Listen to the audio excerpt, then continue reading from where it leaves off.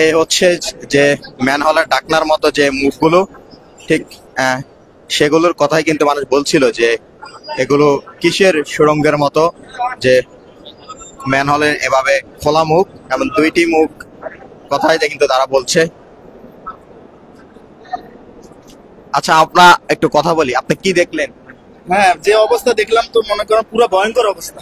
ধানমন্ডি 32 নম্বর যদি এই হয় যে এটার নাম জাদুঘর, যেখানে 5 তলা বিশিষ্ট মাটির নিচে যদি মানুষ হত্যা করার জন্য আয়নাঘর প্রতিষ্ঠিত করা হয়, সেটার নাম তো আর জাদুঘর হতে পারে না, সেটা তো মরণ ছেল। এটা তো সুৎখোরকে উনি প্রমোট করছেন, তো সুৎখোরের প্রমোটার শেখ হাসিনা, তো তার যদি ডক্টর ইউনূস বিরাট খারাপ লোক হয়ে থাকে, শেখ হাসিনা তো তার 10 গুণ 100 গুণ 1000 গুণ বেশি খারাপ, উনি তাকে প্রমোট করেছেন। গ্লোব 32 নম্বরে পাওয়া গিয়েছে একটি আয়নাঘর। সেই আয়নাঘরে মানুষের রক্তমাখা জামা এবং জুতাও পাওয়া গিয়েছে। দর্শক, বাড়িয়ে বলতেছি না, আপনাদের ভিডিও দেখাবো। পাশাপাশি 32 নম্বরের এই আয়নাঘর নিয়ে গুরুত্বপূর্ণ কথা বলেছেন ডক্টর ফয়জুল হক, তার আলোচনা শুনবো এবং তারপর আয়নাঘরের যে মানুষের জুতা এবং রক্তমাখা জামা পাওয়া গিয়েছে তার ভিডিওটি দেখব। ধানমন্ডি 32 নম্বর যদি এই হয় যে এটার নাম জাদুঘর, যেখানে 5 তলা বিশিষ্ট মাটির নিচে যদি মানুষ হত্যা করার জন্য আয়নাঘর প্রতিষ্ঠিত করা হয়, সেটার নাম তো আর জাদুঘর হতে পারে না, সেটা তো মরণ ছেল। এটা তো আরো 10 বছর 20 বছর আগে ওখান থেকে উৎখাত করা উচিত ছিল। বাংলাদেশের মানুষ অনেক দেরিতে করে ফেলেছে। আমি সুষ্ঠু তদন্ত চাই। শেখ হাসিনার বাড়ির নিচে এরকম করে 5 তলা বিল্ডিং এর সুড়ঙ্গ পথে আয়নাঘর তৈরি করে কাকে কাকে হত্যা করেছে, এটার সুষ্ঠু তদন্ত এবং বিচার করতে হবে। বাংলার জনগণের কাছে সেটা উপস্থাপন করতে হবে। আজ তার নিজের পৈতৃক বাড়ির নিচে পর্যন্ত আয়নাঘর প্রতিষ্ঠা করেছে। না জানি সমগ্র বাংলাদেশটাই আয়নাঘর বানিয়ে ফেলেছে। না জানি আওয়ামী লীগের সমগ্র অফিসগুলো, না জানি আওয়ামী লীগের প্রত্যেকটি কার্যক্রমগুলো দলীয় প্রত্যেকটি স্থাপনার মধ্যেই আয়নাঘর তৈরি করেছে। আজ আমাকে সেটাই বলতে হচ্ছে। গা শিউরে ওঠার মতো তথ্য বের হয়েছে ধানমন্ডির 32 নম্বরের বাড়ি থেকে। আমরা বাংলাদেশের জনগণ এতদিন পর্যন্ত জেনে এসেছি যে শেখ হাসিনার নেতৃত্বে সারা বাংলাদেশের বিভিন্ন প্রান্তে আয়নাঘর প্রতিষ্ঠিত হয়েছে। বিশেষ করে ঢাকার বুকে গোপন আয়নাঘরে বাংলাদেশের দেশপ্রেমিক নাগরিকদেরকে, যাদের কি শেখ হাসিনা মনে করত যে তারা বেঁচে থাকলে, তারা উন্মুক্ত থাকলে শেখ হাসিনার সকল অপকর্ম প্রকাশ পাবে, তাদেরকে জোর করে জুলুম করে গুম করে সেই আয়নাঘরে বন্দি রাখা হতো। কাউকে গুম করে সরাসরি হত্যা করা হতো, কাউকে গুম করে সেখানে আয়নাঘরে নিয়ে তারপরে বন্দি রাখত। যেমন গত কয়েকদিন আগে, 6 মাস আগে 5ই আগস্টের পরে যখন বাংলাদেশ স্বাধীন হয়েছে, তখন 2 জন আয়নাঘর থেকে সদ্য মুক্তি পেয়েছেন। একজন ছিলেন গোলাম আজম সাহেবের সন্তান আমান আল আজমি, সেনাবাহিনীর সাবেক সিনিয়র কর্মকর্তা। দ্বিতীয় আরেকজন ছিলেন মীর কাসেম আলীর সন্তান ব্যারিস্টার আরমান। এই 2 জনকে তারা লোমহর্ষকভাবে নির্যাতন করে, নিপীড়ন করে, পরিবারের সাথে যোগাযোগ না রেখে আয়নাঘরে বন্দি রেখেছিল। গতকালকের আমরা দেখলাম ঠিক একই চিত্র। ধানমন্ডির 32 নম্বর বাড়িতে যখন জনগণ গিয়েছে সেই বাড়িটিকে গুড়িয়ে দেওয়ার জন্য, সেই সময় তারা খোঁজ পেয়েছে ধানমন্ডি 32 নম্বর বাড়ির পিছনে আপনার যে নিচে 5 তলা পর্যন্ত গভীর বিল্ডিং রয়েছে, যেই বিল্ডিংয়ের 1 তলা থেকে আরেক তলা সুড়ঙ্গের মতো পথ রয়েছে। আপনারা ইতিমধ্যেই টিভি চ্যানেলে দেখেছেন, পত্রপত্রিকায় দেখেছেন, কালবেলাও প্রকাশ করেছে যে শেখ হাসিনার সেই বিল্ডিংয়ের নিচে 5 তলা ভবন পর্যন্ত, নিচতলায় 5টা তলা পর্যন্ত পাওয়া গিয়েছে। ঢাকার ধানমন্ডি 32 যদি হয় জাদুঘর, ঢাকার ধানমন্ডি 32 যদি হয় কোনো ব্যবসা প্রতিষ্ঠান না হয়, তাহলে সেখানে কোনো পার্কিং কিংবা সেখানে কোনো ভিন্ন উদ্দেশ্যও তো নেই। আর ঢাকার বুকে 5 তলা পর্যন্ত নিচে পার্কিং কোন জায়গায় আছে তাও কিন্তু নেই। এবং তাদের সেই বিল্ডিংয়ের সুরতগুলো পার্কিংয়ের মতোও না, কক্ষের মতো, গোপন কক্ষের মতো। সেখানে জুতা পাওয়া যাচ্ছে, স্যান্ডেল পাওয়া যাচ্ছে, হেলমেট পাওয়া যাচ্ছে, পুলিশের মানে জুতা পাওয়া যাচ্ছে, আরও ব্যবহার্য জিনিসপত্র পাওয়া যাচ্ছে। এবং গভীরে যেখানে আরও 3-4 তলা রয়েছে, সেখানে মানুষ যেতেও পারছে না, সেখানে পানি আর পানি থই থই করছে। যেহেতু বিল্ডিংটি এখন পরিত্যক্ত হয়ে গিয়েছে, সেখানে যে কোনো উপায়ে এখন ভুতুরে পরিবেশ তৈরি হয়ে যাচ্ছে। মানুষ ধারণা করছে যে ওই বিল্ডিংয়ের ভিতরে নিয়ে এমনও হতে পারে যে হাজার হাজার মানুষদেরকে এই শেখ হাসিনা পৈশাচিকভাবে হত্যা করেছে, গুম করেছে, খুন করেছে। এমনও হতে পারে ওই বিল্ডিংয়ের নিচে তাদেরকে, তাদের লাশগুলোকে পুঁতে রেখেছে, জানাজা দেয়নি, কিংবা তাদেরকে পরিবারের সাথে যোগাযোগ করতে দেয়নি। হতে পারে তাদের টর্চার সেল, হতে পারে তাদের গুম সেল, হতে পারে তাদের প্রাথমিক জিজ্ঞাসাবাদ সেল, বিভিন্ন নামে বেনামে আয়নাঘরের চরিত্রটাই সেখানে ফুটে উঠেছে। ধানমন্ডি 32 নিয়ে আমরা যারা মায়াকান্না করা শুরু করেছিলাম, এই লোমহর্ষক ঘটনা দেখার পরে মায়াকান্নারই তো কিছু নাই, আর এটা তো ইতিহাসের কোনো পাতাই নাই। আজকের যেখানে শেখ মুজিবুর রহমান সাহেব সেই বাসভবনে ছিলেন বলে সেই বাসভবনটাকে বিকৃত ইতিহাস করে শেখ হাসিনা সমগ্র জাতির কাছে উপস্থাপন করছেন স্বাধীনতার ঘোষণা হয়েছে ওই বিল্ডিংয়ে। কত বড় মিথ্যুক, কত বড় মিথ্যাচার! অথচ স্বাধীনতার ঘোষণা হয়েছে কালুরঘাট বেতার কেন্দ্রে 26শে মার্চ শহীদ রাষ্ট্রপতি জিয়াউর রহমানের মাধ্যমে। দলমত নির্বিশেষে সর্বজন স্বীকৃত স্বাধীনতার ঘোষণা তিনি দিয়েছেন। তাজউদ্দিন সাহেব বারবার রিকোয়েস্ট করার পরেও শেখ মুজিবুর রহমান যখন গ্রেপ্তার হয় তখন তিনি সেই স্বাধীনতার ঘোষণা পর্যন্ত লিখেও যায় নাই, বলেও যায় নাই, যে কারণে শেখ মুজিবুর রহমান সাহেবের সাথে তাজউদ্দিনের মনস্তাত্ত্বিক দূরত্বও তৈরি হয়। তখন তাজউদ্দিন সাহেব বারবার বললেন, তখন শেখ মুজিব বিরক্ত হয়ে বললেন, যাও হরতাল দিয়েছি, এটা নিয়ে আনন্দ করো, এটা নিয়ে ব্যস্ত থাকো, আর কিছু নয়। তো যে লোকটি স্বাধীনতাই চায় নাই সেটা হয়ে গিয়েছে ধানমন্ডির এখন 32 নম্বর স্বাধীনতার কেন্দ্রবিন্দু। এই সব অথর্ব মিথ্যাচার জনগণের উপরে চাপিয়ে দেওয়ার কারণেই গত 16টি বছর বাংলাদেশের সত্যিকার ইতিহাসে দেশের জনগণ জানতেও পারে নাই, লিপিবদ্ধও হয় নাই। মূর্খ মিথ্যাচার দিয়েই যা বানানো হচ্ছে তাই। যেমন মাঝে মাঝে দেখবেন রাস্তার মোড়ে হঠাৎ করে কোনো একজনের একটা কবর, 10 দিন পরবেন লাল সালু, 1 বছর পরে দেখবেন ওখানে একটা ওরস শুরু হয়ে গিয়েছে। কে মারা গিয়েছে তাও কেউ হয়তো জানে না, কিন্তু একটা মাজার বানিয়ে ফেলেছে। আওয়ামী লীগের অবস্থা তাই হয়েছে। কোনো অস্তিত্ববিহীন বাংলাদেশের বিভিন্ন জায়গায় তারা এরকম ইতিহাস বিক্রি করে স্বাধীনতাটাকে পরিবারের কাছে নিয়ে এসেছে। যাই হোক, সেটা ভিন্ন আলোচনা। ধানমন্ডি 32-এ উনি কি করে না করে, পূজা করে না, আনন্দ উৎসব করে না, তাবলিগ জামাত করে না, হেফাজতে ইসলাম করে না, মাহফিল করে না, আপনার দল করে না, কি করে এটা আমার দেখার বিষয় না। ওই ধানমন্ডি 32-এর নিচে কেন, কি কারণে 5 তলা বিশিষ্ট আয়নাঘরের সন্ধান পাওয়া গিয়েছে, এটা জাতির কাছে আজ ক্লিয়ার করতে হবে। আমি এই সরকারকে অনুরোধ করছি, দ্রুত ইনভেস্টিগেশন পাঠান। ওইখানের যে আলামত রয়েছে এই আলামতগুলো সংগ্রহ করুন। এই আলামতগুলো কিন্তু ওরা মুছে ফেলবে। কেউ কেউ বলছেন সেখানে রক্তের ছাপ পর্যন্ত নাকি পাওয়া যাচ্ছে, দেখা যাচ্ছে। আমি যেহেতু এখনো যাইতে পারিনি, আমি জানি না সেই গহীন তলদেশে তারা কি রেখেছে, কিন্তু শোনার পরে এই শরীরের লোম দাঁড়িয়ে যাচ্ছে। কোনো মানুষ সহ্য করতে পারে না একটা আওয়ামী লীগের বঙ্গবন্ধুর নাম বিক্রি করা, শেখ মুজিবের নাম বিক্রি করে একটা বিল্ডিং, সেই বিল্ডিং এর নিচেও টর্চার সেল। আমরা এর আগে শুনেছি গণভবনের পাশে শত শত কবরের সন্ধান পাওয়া গিয়েছে। আমরা এর আগে শুনেছি হেফাজতে ইসলামের মানুষদেরকে লাশগুলো গোপন করে কোথায় আপনার কি বলে ঢাকার বিভিন্ন জায়গায় ট্রাকে পাঠিয়ে দেওয়া হয়েছে, গণকবরের সন্ধান পাওয়া গিয়েছে। আজ আবার এই চিত্র যখন চোখের সামনে আসলো, সত্যি এটা ভয়ঙ্কর। কি ভয়ঙ্কর দৃশ্য, কি ভয়ঙ্কর কার্যক্রম, কি ভয়ঙ্কর আওয়ামী লীগ, কি বিভৎস আওয়ামী লীগ। ধানমন্ডির আজকের এই 32 নম্বরের নিচে যদি এরকম আয়নাঘর থাকতে পারে, তাহলে এই বাংলাদেশের সমগ্র জায়গাটাই তো আয়নাঘর বানিয়ে ফেলেছে। ভাবতে পারেন কখনোই? আপনি কি ভেবেছেন এটা কিভাবে সম্ভব? আপনি কি একটাবার চিন্তা করতে পেরেছেন যে আপনার সন্তান, আপনার হারানো সন্তানটি ওই ধানমন্ডি 32 নম্বরের আয়নাঘরেই আছে কিনা? চিন্তা করে দেখুন, রাজনৈতিক নেতাকর্মী, শত শত মানুষ যে নিহত হয়েছে, গায়েব হয়েছে, গুম হয়েছে, কেউ জানে না। এমনও হতে পারে এম ইলিয়াস আলীকে ওখানে নিয়ে ওরা মেরেছে। এমনও হতে পারে সাগর রুনিকে হত্যা করার পরে তারা এই অপকর্মটি ওখান থেকে পরিচালিত করেছে। এমনও হতে পারে ওই আয়নাঘরের মধ্যেই বাংলাদেশের সেই কুষ্টিয়া ইউনিভার্সিটির 4 জন ছেলে যারা হারিয়ে গিয়েছিল, গুম হয়েছিল, তাদের খোঁজ নাই, তাদের লাশ হয়তো ওই আয়নাঘরের তলেই আছে। কি বিভৎস বাংলাদেশ! চিন্তা করে দেখেন, শেখ মুজিবের বাড়ির 5 তলা বিল্ডিং হচ্ছে, নিচে মাটির তলে 5টা তলা, সম্পূর্ণটাই আয়নাঘর। এই শেখ হাসিনার যেই বাবার বাড়ি দাবি করছেন, এত বড় কিছু দাবি করছেন, তার বাড়ির নিচের 5টা তলাই হচ্ছে আয়নাঘর। মানুষ মারার কারিগর, মানুষকে ওখানে কবর দেওয়ার কারিগর বানিয়েছে তারা। এটাকে আবার জাদুঘর বলবেন? কিসের জাদুঘর? ধানমন্ডি 32 নম্বর যদি এই হয় যে এটার নাম জাদুঘর, যেখানে 5 তলা বিশিষ্ট মাটির নিচে যদি মানুষ হত্যা করার জন্য আয়নাঘর প্রতিষ্ঠিত করা হয়, সেটার নাম তো আর জাদুঘর হতে পারে না, সেটা তো মরণ ছেল।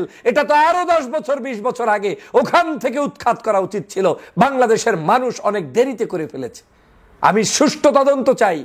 শেখ হাসিনার বাড়ির নিচে এরকম করে 5 তলা বিল্ডিং এর সুড়ঙ্গ পথে আয়নাগর তৈরি করে কাকে কাকে হত্যা করেছে এটার সুষ্ঠু তদন্ত এবং বিচার করতে হবে। বাংলার জনগণের কাছেই সেটা উপস্থাপন করতে হবে। বাংলাদেশের রাজনীতিকে কলুষিত করে এই দজ্জাল মহিলা দেশটাকে ধ্বংস করে দিয়ে গিয়েছে। আজ তার নিজের পৈতৃক বাড়ির নিচে পর্যন্ত আয়নাঘর প্রতিষ্ঠা করেছে।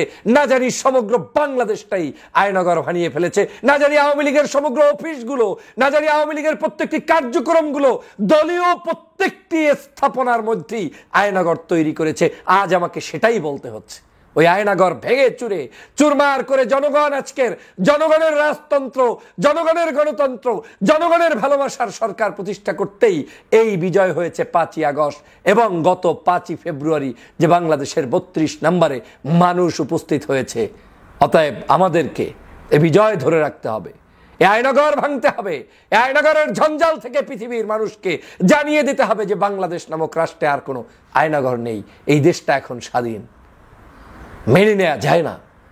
আপনার সন্তানকে নিয়ে যাবে, আপনার স্ত্রীকে নিয়ে যাবে, আপনার স্বামীকে নিয়ে যাবে, আপনার বাবা মাকে নিয়ে যাবে, আপনার পরিবারের সদস্যদেরকে ভিন্ন মতের হওয়ার কারণে নিয়ে আয়নাঘরের ভিতরে তাদেরকে মেরে ফেলবে। চিন্তা করে দেখেছেন? মায়ের ডাকের মাঝে মাঝে আপনারা বিভিন্ন কর্মসূচি দেখেছেন, সেখানে বিভিন্ন মানুষরা যায়, নিজেরা বক্তব্য দিতে গিয়ে পর্যন্ত শিউরে ওঠে। তারা বলতে পারে না কতগুলো সন্তান তারা হারিয়েছে, তারা বলতে পারে না তার পরিবার কোথায় গিয়েছে। এই যে কিছুদিন আগে আয়নাঘর থেকে যারা বের হয়েছে বক্তব্য দিতে পারে না, মুখ থেতলে দেওয়া হয়েছে। 8 বছর যদি কেউ কারো সাথে কথা বলতে না পারে, দেখা করতে না পারে, সূর্য না দেখে, কোনো কিছু না দেখে, তখন তাদের অবশ্যই সেখান থেকে আর নতুন করে বাংলাদেশের মানুষ তাদের মুখ থেকে কিছু পাবে কিভাবে? তারা তো সব কিছুতে আবদ্ধ হয়ে গিয়েছে।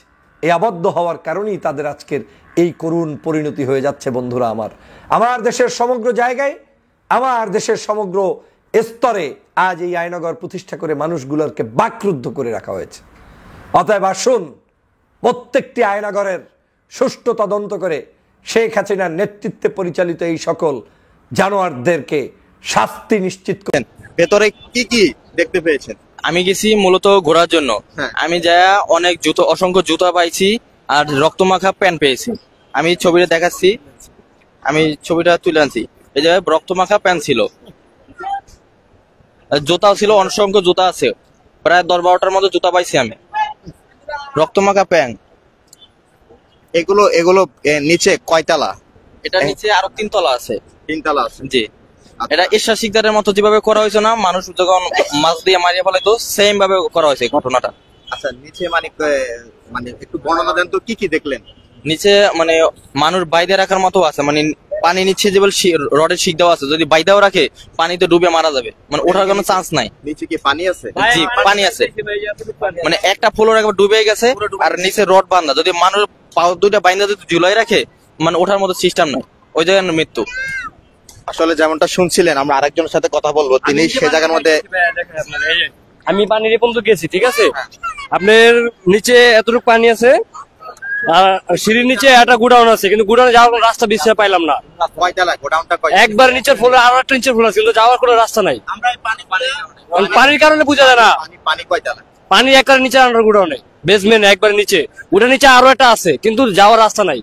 আচ্ছা, আর হচ্ছে আশেপাশে কোনো সুড়ঙ্গ বা হচ্ছে যে কোনো অন্য কিছু দেখেছেন কিনা?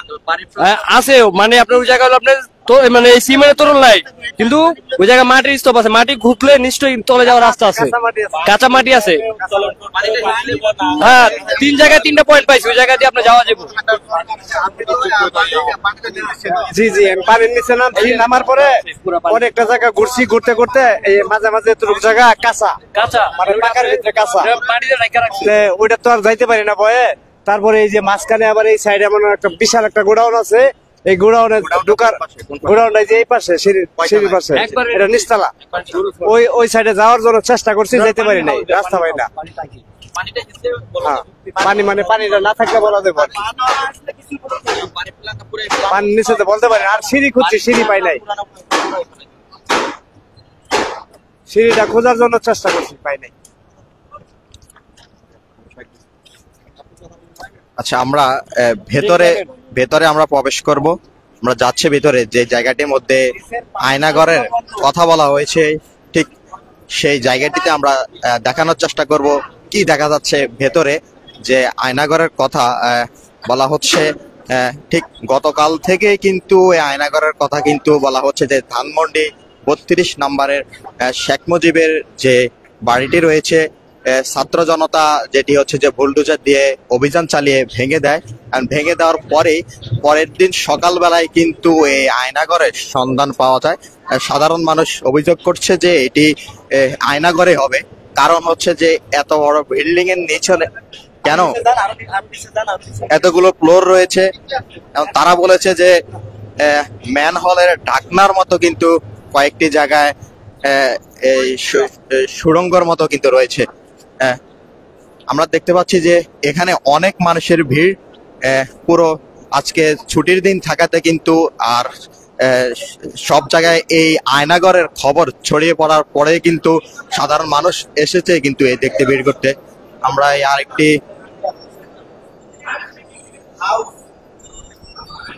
এই হচ্ছে যে ম্যান হলের ঢাকনার মতো যে মুখগুলো, ঠিক সেগুলোর কথাই কিন্তু মানুষ বলছিল যে এগুলো কিসের সুড়ঙ্গের মতো, যে ম্যান হলের এভাবে খোলা মুখ এবং দুইটি মুখ কথাই কিন্তু তারা বলছে। আচ্ছা, আপনার একটু কথা বলি, আপনি কি দেখলেন? হ্যাঁ, যে অবস্থা দেখলাম তো মনে করেন পুরো ভয়ঙ্কর অবস্থা। এখানে যে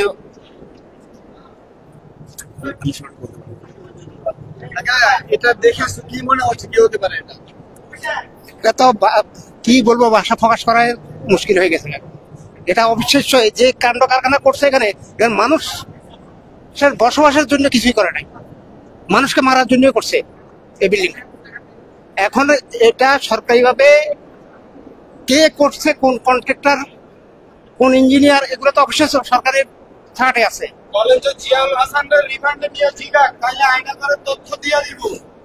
এই জিনিসটা ভীষণ দরকার, কে করছে তখন পুরা তথ্য পাওয়া যাবে। নিচে পানি আমরা তো কোনো কিছু দেখতে পারতেছি না।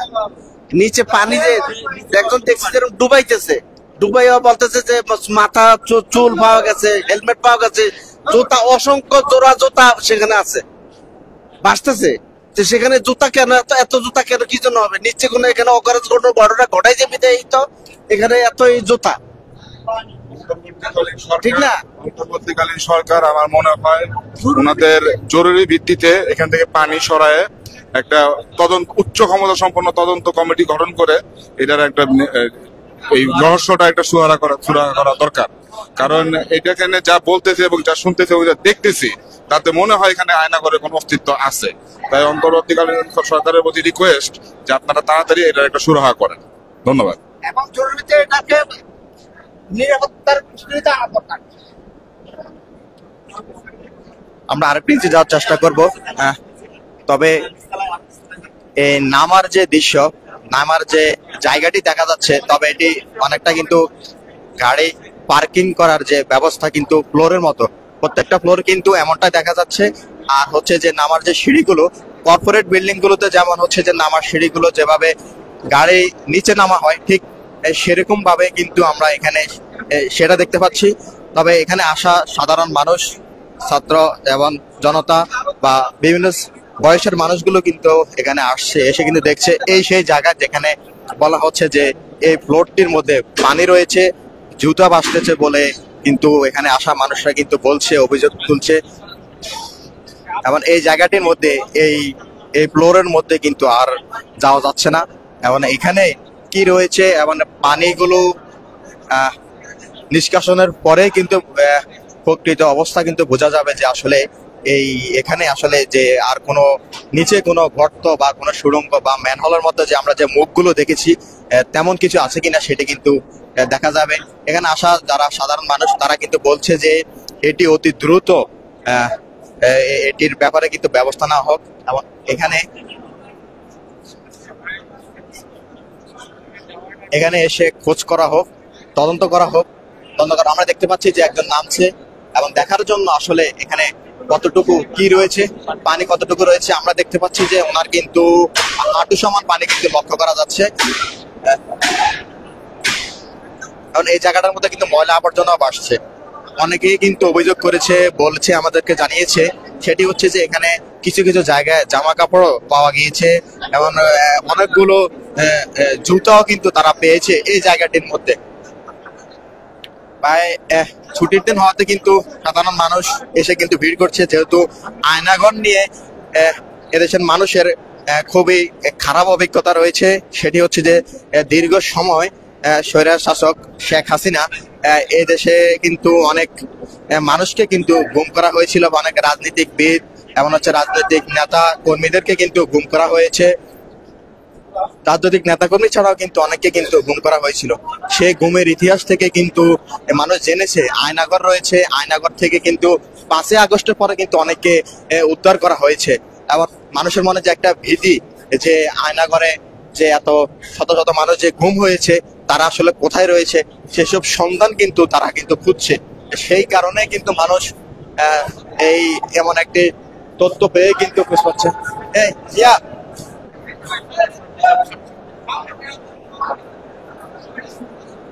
সেটি কিন্তু তারা খুঁজছে,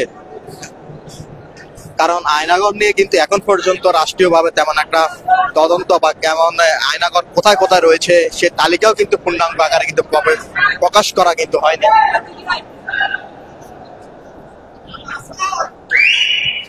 আমরা আসলে এখানে যে যিনি পানিতে নেমেছে আমরা ওনার সাথে আর একটু কথা বলবো, দেখি। আচ্ছা, আপনি একটু কথা বলেন তো, কি হচ্ছে যে 5 ফেব্রুয়ারি শেখ হাসিনা ছাত্রলীগের সাথে ভাষণ দেবেন। এই পরিস্থিতিতেই 32 নম্বর বাড়ির দিকে জনগণ যেতে শুরু করে। এটা এক ধরনের চাপ বলা যেতে পারে যে তুমি যদি ভাষণ দাও তাহলে আমরা এটা করব। কিন্তু শেখ হাসিনা সেই চাপ গ্রহণ করলেন না, তিনি একটা ভাষণ দিলেন। ভাষণটা আমাদের সামনে চলে এসছে এবং আমি বলেছি আমাদের দেশের মিডিয়া এটাকে পাবলিশ না করলে, এটা নিয়ে কথা না বললেও আমি মনে করি এটা আসলে শোনা দরকার, বোঝা দরকার এবং শোনা দরকার, হুইচ ইজ ভেরি ইম্পর্টেন্ট। কারণ আমি ওনার এই ভাষণটা 5 আগস্টের পর যত জায়গায় যেভাবে কথা বলেছেন, কারোর সাথে পার্সোনাল কনভারসেশন যেটা পরিকল্পনা করে ফাঁস করা হয়েছে সেগুলো হোক বা কোথাও কোনো ভাষণ দিক, কোনো সভায় কথা বলুন, প্রত্যেকটা মন দিয়ে শোনার চেষ্টা করেছি। কারণ বহুবার বলেছে, আপনারা নিশ্চয়ই জানেন যে একটা মানুষের সবচেয়ে ভালো কমিউনিকেশন পাওয়া যায় তাকে দেখলে কথা বলার সময়। কিন্তু আমরা সেটা যেহেতু পারছি না, অন্তত তার বক্তব্য শোনা, তার তিনি কীভাবে কথা বলছেন, তার স্ট্রেস, তার ইন্টোনেশন, এটাকে ইনফ্লেকশন অফ ভয়েস বলে। সো আমি শুনেছি এবং আমি একটা খুব স্পষ্ট ভিন্নতা দেখতে পেয়েছি। আমি এই জায়গাটায় আসবো। আমি আবারও বলছি, 5 আগস্টের পরও তার অন্যান্য ভাষণ যেমন ছিল সেই তুলনায় এর মধ্যে একটা স্পষ্ট ভিন্নতা আছে। শেষ অংশে সেটা বলবো। কি বললেন আসলে আমরা প্রেডিক্ট করতে পারি উনি কি বলবেন। ওনার স্বজন হারানোর বেদনা আমরা দীর্ঘদিন ধরে শুনেছি। তার বাবা, তার পরিবারে কি হয়েছে খুঁটিয়ে প্রত্যেকের বর্ণনা সেগুলো বলছেন। ডক্টর ইউনূসের বিরুদ্ধে অনেক কথাবার্তা, যত ঘটনা ঘটেছে, ছাত্র জনতা, সাংবাদিক, পুলিশ, সব হত্যাকাণ্ড ডক্টর ইউনূস ঘটিয়েছেন। শুধু সেটা না, ডক্টর ইউনূসকে আরও ক্ষোভ ছাড়াচ্ছেন। আমি সেই প্রসঙ্গে পরে আসতে আমি কিছু পয়েন্ট টুকে রেখেছি শুনতে। মানে যুক্তি দিচ্ছেন, মানে শেখ হাসিনার যুক্তি খেয়াল করুন। মানে নারীদের ফুটবল বন্ধ প্রসঙ্গে ওনার যুক্তি হচ্ছে, প্রথম ইসলাম গ্রহণ করেছেন একজন নারী, উনি খাদিজার কথা বলছিলেন। মানে এটা হলো যুক্তি, উনি মনে করেন, এই হচ্ছে তার লেভেল, পাল্টা মন্তব্য করার কিছু নেই। শিক্ষকরা বিভিন্ন জায়গায় অপমানিত হয়েছে, স্টুডেন্টরা শিক্ষকদেরকে ধরে পদত্যাগ করিয়েছে, তাদেরকে স্কুল থেকে বের করে দিয়েছে। কোনো ক্ষেত্রে বা কিছু ক্ষেত্রে এটা ঘটেছে, বিশেষ করে শেখ হাসিনার পতনের পর। উচিত হয় নাই। এবং আবার শিক্ষক কিনে এই প্রশ্ন আসে, মানে শেখ হাসিনার সময় বহু আওয়ামী ডাকাত শিক্ষক হিসেবে বসে গিয়েছিল, তারপরও যেভাবে তাদেরকে পদ থেকে সরানো হয়েছে এটা অসুন্দর হয়েছে, এটা অন্যায় হয়েছে। কিন্তু এখানে খুব ফানি একটা ঘটনা, মানে একটা মানুষ কত নীচ উনি যুক্তি দিচ্ছেন, প্রধানমন্ত্রী হওয়ার পরও আমার ইউনিভার্সিটির শিক্ষকদের, স্কুলের শিক্ষকদের সম্মান করতাম, পা ধরে সালাম করতাম। মানে তার মাইন্ডসেট হচ্ছে উনি এটা করুণা করছেন। উনি প্রধানমন্ত্রী হওয়ার পরও, মানে প্রধানমন্ত্রী হওয়ার পর আপনার স্কুলের টিচারদেরকে আপনাকে ভুলে যেতে হবে, ওদেরকে আর পাত্তা টাত্তা দিতে হবে না। কিন্তু উনি এতই মহান যে উনি এরপরও পা ধরে সালাম করেছেন। মানে একটা মানুষ এটাকে যুক্তি মনে করছেন, এটাকে অন্য বিষয়টাকে তাচ্ছিল্য করার জন্য ব্যবহার করছেন। খেয়াল করি, উনি দেশকে জাতির পিতা বঙ্গবন্ধুর স্বপ্নের মতো করে গড়ে তুলতে চেয়েছেন। সত্য কথা মাঝে মাঝে এভাবে বেরিয়ে যায়। তার পিতার, উনি জাতির পিতা নন, উনি তার পিতার শেষ মুহূর্তের স্বপ্ন ছিল বাংলাদেশকে একটা একদলীয় রাষ্ট্রে পরিণত করে উনি তার এটাকে বাদশাহীতে, রাজত্বে পরিণত করা। হি ডিড ইট, উনিও তাই করেছেন। তবে একটা ডিফারেন্স আছে, শেখ মুজিবের চাইতে শেখ হাসিনা অনেক বেশি বাজে, নোংরা। কারণ শেখ মুজিব যা করেছেন প্রকাশ্যভাবে সৎভাবে করেছেন। উনি কনস্টিটিউশনে 4th অ্যামেন্ডমেন্ট করে এটাকে একদলীয় রাষ্ট্রে পরিণত করেছেন। আর শেখ হাসিনা কার্যত তাই করেছেন, কিন্তু প্রতারণামূলকভাবে, গণতন্ত্রের মুখোশ রেখে। এটা আরও বিভৎস, আরও জঘন্য। ক্রমাগত এলডিসি গ্র্যাজুয়েশনের কথা বলেন। আমি আগের ভিডিওতে বলেছি তার বাপ নাকি এলডিসি বানিয়েছেন বাংলাদেশকে। বাংলাদেশ মানে এলডিসি নিচে কি ছিল সেখান থেকে এলডিসিতে উত্তরণ হয়েছে। আমি বলেছি বাংলাদেশ একদিনও এলডিসি থাকার কথা না, এবং দফায় দফায় এলডিসি গ্র্যাজুয়েশনের কথা বলছি। এবং আমরা এটা জানবো বাংলাদেশের এত এই যে সকল উন্নয়নের বয়ানের জন্য ঢাকঢোল পিটিয়ে এটা করা হয়েছিল, পারলে এটা আরও স্লো করা দরকার ছিল। নেপাল এটা পিছিয়ে দিতে বলেছে, আমরা অনেকে দেখেছি নিশ্চয়ই। কারণ এটা গেলেই আমাদের অনেকটা ট্যারিফ সুবিধা চলে যায়। 26 সাল হচ্ছে আমাদের গ্র্যাজুয়েশন, আরও 3 বছর মানে 29 পর্যন্ত আমাদের যাবতীয় সমস্যা মূলত শুরু হবে 29-এর পর। কারণ 26 এলডিসি গ্র্যাজুয়েশন হলেও যে এলডিসি হিসাবে আমরা যেসব সুবিধা পেতাম বিভিন্ন ক্ষেত্রে, সেগুলো 29 পর্যন্ত বলবৎ থাকবে। এরপর এটা আসলে চলে যখন যাবে আমরা বড় বিপদে পড়তে যাচ্ছি। কপিরাইট, ট্যারিফ সুবিধা সব উঠে যাবে। আমরা যদি আমাদেরকে এর মধ্যে যোগ্য করে তুলতে না পারি, আমরা ভয়াবহ বিপদে পড়ব। ক্রমাগত যে কাজটা করছেন এটা সিন্ডিকেট, আমরা এই ব্যাপারে সতর্ক থাকবো। আওয়ামী লীগের হয়ে যারাই কথা বলছেন একই কথা, মানে ভার্বাটিম, আগের বারও যা বলেছে এবারও তা। পুলিশকে নিয়ে এটা করা হয়েছে, ওটা করা হয়েছে, প্রেগনেন্ট পুলিশকে এই করেছে সেই করেছে, মিথ্যাচার। এটা ক্রমাগত হচ্ছে, এটা ক্রমাগত হবে। মানে পুলিশকে ডিমোরালাইজ যত করে রাখা যায় আমাদের স্টেট, আমাদের সরকার ততই ঠিকঠাক মতো ফাংশন করতে পারবে না। সো এটা একেবারে পরিকল্পিতভাবে হচ্ছে, ভবিষ্যতে আরও হবে, আমরা নিশ্চিত থাকতে পারি। এবং এই পুলিশের বিচার হচ্ছে না কেন এই কথা বলেও উনি দারুণ ন্যায় বিচার খেলা দেখানোর চেষ্টা করছেন। মাঝে মাঝে বলেন, এবং সবচেয়ে এটা বলার পর আসলে হাসি চলে এসছে। আপনারা শুনবেন, আমি প্রত্যেককে বলছি আমার কি অপরাধ, আমার অপরাধটা কি আমি সেটা জানতে চাই। মানে উনি ওনার অপরাধটা কি সেটা জানতে চান। মানে একটা মানুষ এরকম প্রশ্ন করতে পারেন তিনি মনে করছেন, সেটা ইন্টারেস্টিং। মানে এটা উনি যদি ট্রুলি ফিল না করেন বা ফিল করেও যদি থাকেন, এটা বলা যায়। Very interesting. কিছু বলতে চাই না আর এই প্রসঙ্গে। ডক্টর ইউনুসের প্রতি ওনার খুব ক্ষোভ। উনি নাকি ডক্টর ইউনুসকে এবং তার মাইক্রোফিন্যান্সকে সারা পৃথিবীতে পরিচিত করিয়েছেন। 96 সালে ক্ষমতায় আসার পর তিনি কিভাবে গ্লোবাল ফোরামে স্পেনের রানীর উপস্থিতিতে, হিলারি ক্লিন্টনের উপস্থিতিতে এসব করেছেন। তাহলে একটা প্রশ্ন থেকে যায়, এই ডক্টর ইউনুস না সুদখোর, এই ডক্টর ইউনুস না গরিবের রক্তচোষা? তো গ্রামীণ ব্যাংকের সুদ কি তখন নিচু ছিল? আরও বেশি ছিল। তো সেই সুদখোরকে উনি প্রমোট করছেন। তো সুদখোরের প্রমোটার শেখ হাসিনা, তো তার যদি ডক্টর ইউনুস বিরাট খারাপ লোক হয়ে থাকে, শেখ হাসিনা তো তার 10 গুণ, 100 গুণ, 1000 গুণ বেশি খারাপ। উনি তাকে প্রমোট করেছেন গ্লোবালি, এবং খেপতে একটা পর্যায়ে ডক্টর ইউনুসকে বেঈমান, মোনাফেক ইত্যাদি ইত্যাদি বলেছেন। তবে একটা ব্লান্ডার ডক্টর ইউনুস করেছেন, সেটা শেখ হাসিনাও ব্যবহার করছেন। এটা ভারতীয় মিডিয়াও প্রচুর ব্যবহার করছে, যে meticulously planned movement, master mind আছে। ফলে আমাদের এই যে স্পন্টেনিয়াস সারপ্রাইজিং, এটা উনি আবার একটু যোগ করছেন। ডক্টর ইউনুস তো বলেন না আমার মিটিকুলাস প্ল্যান, শেখ হাসিনার মতো মিথ্যুক সেই কথাটাও ঠিকভাবে বলবেন না আমরা জানি। উনি বলেছেন যে ডক্টর ইউনুস বলেছেন এটা তার মিটিকুলাসলি প্ল্যান দিয়ে ইত্যাদি ইত্যাদি। যাই হোক, ইট ওয়াজ এ ব্লান্ডার। এটা কীভাবে আমরা রিকভার করবো জানি না। ডক্টর নিজে চেষ্টা করেছেন। দাভোসে উনি ঠিক আমরা যা বলি এটা একটা স্পন্টেনিয়াস সারপ্রাইজিং, যার কোনো রকম কোনো লিডার ছিল না, তিনি সেটা বলেছেন। সম্পদের কথা, সন্তানদের পড়াশোনা করিয়েছেন, কোনো সম্পদ রেখে যেতে পারবেন না। মানে তারা কত $বিলিয়ন চুরি করেছেন, ডাকাতি করেছেন আমরা জানি। কিন্তু দেশের মধ্যে এই বাগান বাড়ি, বিরাট বিলাসবহুল পূর্বাচলের প্লট সব তো বেরোচ্ছে এখন, অথচ কারো জন্য কিছু রেখে যাননি। লেখাপড়া করেও করবে। 32 নম্বরের বাড়ি তিনি আর তার বোন জনগণের জন্য ট্রাস্ট করে দিয়েছেন। এবং কী ধরনের অডিয়েন্সের সাথে উনি কথা বলেন, বা অডিয়েন্স প্রতি তার পারসেপশন, উনি আগেও ব্যবহার করেছেন, এটা আবারও ব্যবহার করছেন। ডক্টর ইউনুস যে গণভবনে গেলেন, ওখানে কি উনি চুরি করেছেন, এই ধরনের মন্তব্য উনি করছেন। 32 নম্বরের কথায় তার একটু মনে হলো গলা ধরে আসলো, কিন্তু আমি এটাকে খুব পাত্তা দিতে চাই না। একজন সাইকোপ্যাথ, মানে এই অভিনয় উনি করতে জানেন। কারণ বছরের পর বছর 50 বছর পর স্বজন হারানোর বেদনা তিনি বলার সময় যে কাঁদার অভিনয় করেন কথাটা আমরা বলবো, উনি এটা বেচেন তো তাই অভিনয় করেন কথাটা বলতে বাধ্য হচ্ছে এত বছর পর। মর্মান্তিক ঘটনা, কিন্তু 50 বছর পর প্রতিবার বলার পর কাঁদা আসে না, উনি কাঁদার অভিনয় করেন, ওনার স্বার্থের জন্য করেন। এখানেও তাই হলো, বাড়ি ভেঙে ফেলা হচ্ছে, বাড়িটাকে কেন এত ভয়? দেশের মানুষের কাছে উনি বিচার চাইছেন, দেশের মানুষই আসলে এই কাজটা করেছেন। আমরা কি আপনাদের জন্য কিছুই করিনি? অন্ন বস্ত্র বাসস্থান চিকিৎসার জন্য কিছুই করিনি? ছাত্র সমাজের কাছে বিচার চায়, জনগণের কাছে বিচার চায়, যাদেরকে ভুল পথে নিয়ে যাওয়া হয়েছিল, ইত্যাদি ইত্যাদি বলা হচ্ছে।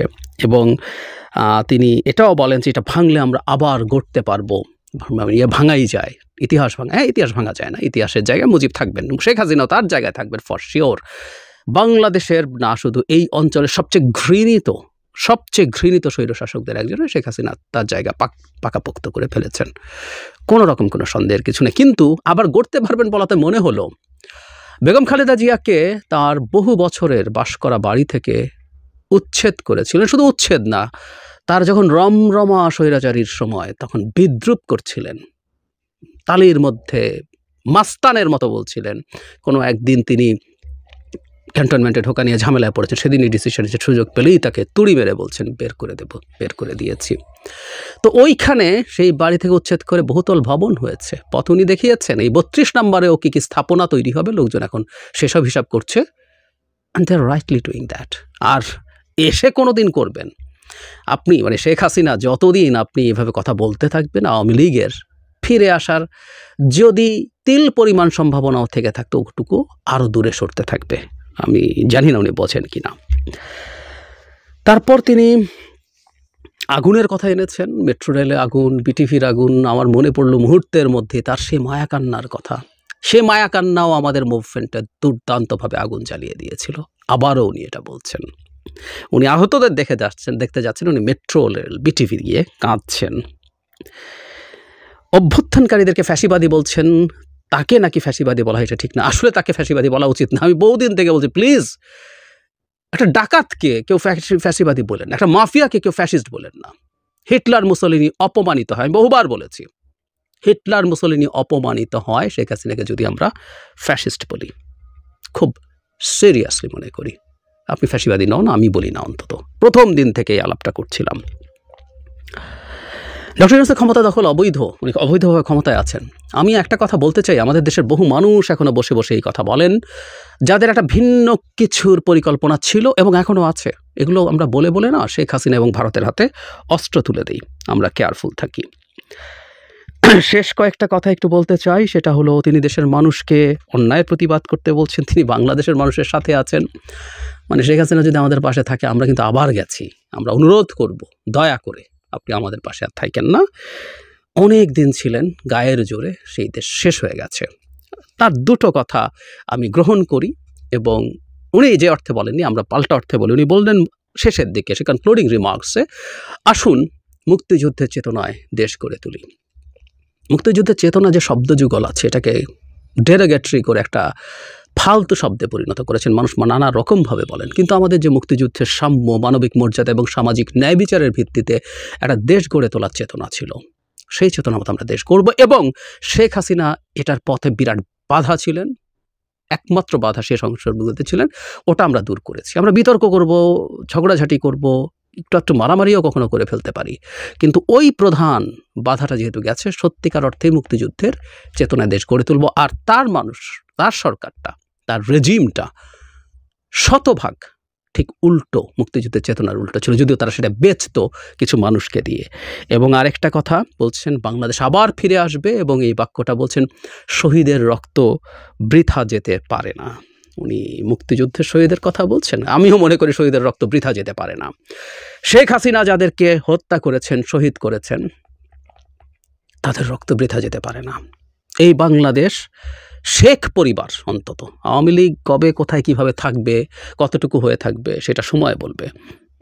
কিন্তু এই শেখ পরিবারের এই দানবগুলোর, এই বিভৎস অসভ্যগুলো বাংলাদেশের স্বাধীন বাংলাদেশের, গণতান্ত্রিক বাংলাদেশে থাকবে না। শহীদের রক্ত বৃথা যেতে পারে না, বৃথা যেতে আমরা দেব না আসলে। একটা বিষয় একটু মিস হয়ে গিয়েছিল, তাই একটু যোগ করে দেওয়া দরকার বলে মনে করছি। আর সেটা হলো শেখ হাসিনা তার এই বক্তৃতায় যে জিনিসটা আসলে সবচেয়ে উল্লেখযোগ্য আমার কাছে মনে হয়েছে, তার এই কথাগুলো, বক্তব্যগুলো মোটামুটি একই, এগুলো উনি প্রায়ই বলেন, কিন্তু ওনার বলার ঢং খুবই খুবই ফাম্বল করছিলেন। তার কথার মধ্যে কোনো কনফিডেন্স খুঁজে পাওয়া যায় না, আপনারা একটু শুনে দেখবেন, কোনো কনফিডেন্স ছিল না। এবং বহু ক্ষেত্রেই তিনি শব্দ হাতড়ে বেড়াচ্ছেন, মনে হলো তিনি তোতলাচ্ছেন এবং কনফিডেন্ট না। মানে এটা হলো সবচেয়ে গুরুত্বপূর্ণ ব্যাপার। আমার কাছে মনে হয় শেখ হাসিনা যে ভেতরে ভেতরে একেবারে ক্র্যাশড হয়ে গেছেন, ধ্বংস হয়ে গেছেন, সেটার একটা খুব চমৎকার বহিঃপ্রকাশ হতে পারে তার এই ভাষণটা। এবং যখন তার দলের পান্ডাদেরকে উজ্জীবিত করার প্রয়োজন, তখন এই ধরনের ভয়েস নিয়ে কথা বলা নিয়ে আসলে টেকনিক্যাল সমস্যা আছে বলে আমি মনে করি। তাদের দলের এবং তার এই ব্যাপারগুলো ভাবা দরকার। তাকে কেউ বুদ্ধি দেওয়ার মতো সাহস কারো আছে কিনা জানি না। তিনি তার যথেষ্ট কনফিডেন্স এবং সাহস রিগেইন করার আগে কথা না বলা ভালো। আর আমি নিশ্চিত যদি তার চেহারা দেখা যেত, এরা এই কারণে এখন চেহারা দেখান না বলে আমি বিশ্বাস করি, তার মধ্যে দেখা যাবে যে তাদের বিধ্বস্ত তারা পুরোপুরি হয়ে আছে। সুতরাং মুখে যাই বলুক এই করব সেই করব, আমরা আবার ফিরে আসব, তারা আসলে বুঝে গেছেন খুব লম্বা সময়ের জন্য তারা, খুব লম্বা, এই লম্বা কতটা হবে আসলে ডিপেন্ড করবে আমরা কিভাবে আমাদের দেশটা চালাই। আমরা যদি মোটা দাগে, অনেক ভালো হওয়ার দরকার নেই, মোটা দাগে দেশে সুশাসন নিশ্চিত করতে পারি, গণতন্ত্র নিশ্চিত করতে পারি, অ্যাটলিস্ট নির্বাচনটা ম্যানিপুলেট না করি।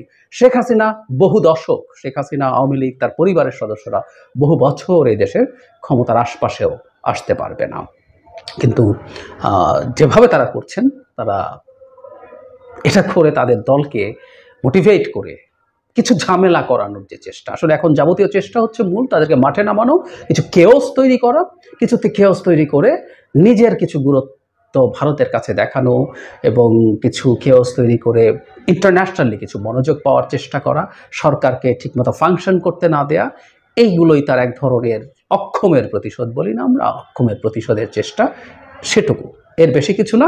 কিন্তু এরকম কনফিডেন্সলেস, তোতলাতে তোতলাতে কথা বলা, শব্দ হাতলে বেড়ানো, আর কি কি করেছেন ম্যানিফেস্টোর মতো বিরাট সব লম্বা লম্বা কথা, ওই করেছি সেই করেছি, মানে ভাবটা এরকম উনি নির্বাচন করতে যাচ্ছেন। যাই হোক, এসব করে আসলে কিচ্ছু হবে না। আর উনি ব্লান্ডার করবেন সেদিন যেদিন উনি ওনার চেহারা দেখাবেন। এই কারণেই আমি মনে করি এইটুকু হয়তো উনি বোঝেন, তাই উনি চেহারা দেখাতে যাচ্ছেন না হয়তো সহসা। দর্শক আলোচনা দেখেছেন, এগুলো দেখে অনেকেই মনে করতে যে সাধারণ ঘরবাড়ি বা সাধারণ কিনে ছিল, কিন্তু আমি দেখে এসেছি সেখানে নিচে যে আন্ডারগ্রাউন্ড বানানো হয়েছে একটা বিল্ডিংয়ে, নতুন একটা বিল্ডিংয়ে, সেখানে আসলে মানুষ মানে থাকার জন্য না, গাড়ি পার্কিংয়ের কোনো জায়গা সিস্টেম ছিল না ভিতরে, শুধুমাত্র মানে বদ্যিখানা মানুষ এভাবে রাখা যায় এরকমই সিস্টেম ছিল। তো হাসিনা কতটা ভয়ঙ্কর আমরা তো ইতিমধ্যেই জানতে পেরেছি। হাসিনা এখানে আয়নাঘর রাখতে পারে বা আয়নাঘর বানাইতে পারে, এটা অস্বাভাবিক কিছু না, এটা একটা স্বাভাবিক ঘটনা, হাসিনার দ্বারা এটা সম্ভব। তো যেখানে রক্তমাখা জামা পাওয়া গিয়েছে, জুতা পাওয়া গিয়েছে, এগুলো অসাধারণ না, এখানে কিছু একটা হয়েছে বা করতে চেয়েছিল, বা তার যে পরিকল্পনা মনে হচ্ছে যে এখানে তিনি একটা মানে এমন আস্তানা করতে চাইছিলেন, যারা ঘুম করতেন তাদেরকে এখানে হয়তো বা মেরে ফেলার একটা সিদ্ধান্ত তিনি করেছিলেন, এমন চিন্তা ভাবনা। তার যে পরিস্থিতি যেখানে তিনি তৈরি করেছেন, তিনি যে ক্ষমতা ছাড়বেন এমন কোনো চিন্তা ভাবনা তার ছিল না।